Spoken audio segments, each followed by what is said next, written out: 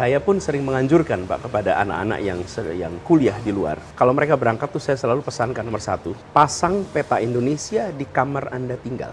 Untuk apa? Tiap hari dia lihat wajah Ibu Pertiwinya. Di sisi lain, saya bilang sama sekolah-sekolah di Indonesia, pasang peta dunia di kelasnya anak-anak kita.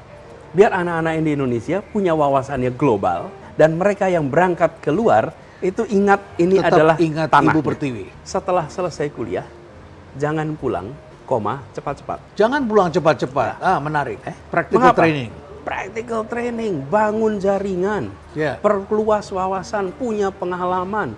Lalu, tulislah di Facebook Anda, tulislah di Instagram Anda, kepada sekolah tempat dulu Anda belajar.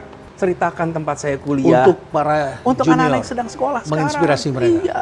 Dan ketika sudah kerja juga, sampaikan itu. Untuk apa? Anak-anak yang di sini juga punya motivasi. So, I wanna be like him, I wanna be like her. Itu membangkitkan mimpi. Kita lagi butuh orang-orang Indonesia berada di badan-badan global. Masuk ke World Bank, aduh lihat Indonesia, paling dulu ada Bu Sri Mulyani, sekarang ada Bu Mary Pangestu. Kita kepengen masuk di World Bank itu, berderet situ orang-orang ekonomi Indonesia. Kita datang ke UN orang-orang Indonesia. Kalau sekarang orang India di mana-mana. Apa yang terjadi? Ketika mereka membuat program diarahkan ke India. Ketika membuat kegiatan diarahkan ke Filipina. Karena orang-orang India ada di sana. Karena orang-orang India ada di sana. Nah, kita kepengen ini world class citizen kita ini ada di world class institution. Konkretnya sebetulnya apa program yang bisa diberikan kepada Jadi beasiswa mereka? ini menurut saya harus jalan terus. Beasiswa harus jalan terus?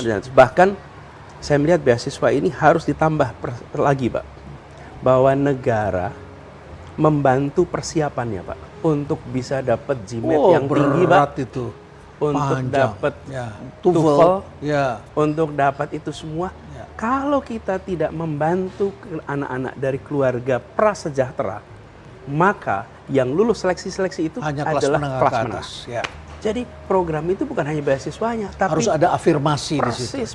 Anak-anak yang potensial banyak sekali. Tapi mereka, lalu di sisi lain, Mbak, kita harus membuka lapangan pekerjaan yang membuat mereka itu ketika pulang juga punya daya dorong, Pak. Saya yakin, Pak, kalau di sini kita tumbuhkan meritokrasi di badan-badan pemerintah, meritokrasi di badan-badan swasta. Mereka juga mau balik. Kenapa sih mereka di sana? Dan mereka itu yang terjadi dengan Cina, bukan? Dengan Tiongkok. Ketika ekonominya membaik, sistem lebih baik, kemudian diasporanya juga pulang. Dan sebetulnya, Pak, lebih unik adalah Park Chung Hee. Korea Selatan. Korea Selatan. Apa yang dikejar Pak Sby? Jadi begini, ketika perang Korea, sesudah perang Korea itu ada gelombang orang pergi ke Amerika dari Korea Selatan. Mereka pada sekolah di sana. Lalu Park Chung Hee membangun pembangunan ekonomi dan dia membutuhkan orang-orang Korea untuk pulang. Apa yang dikerjakan? Presidennya datang ke Amerika keliling kota-kota.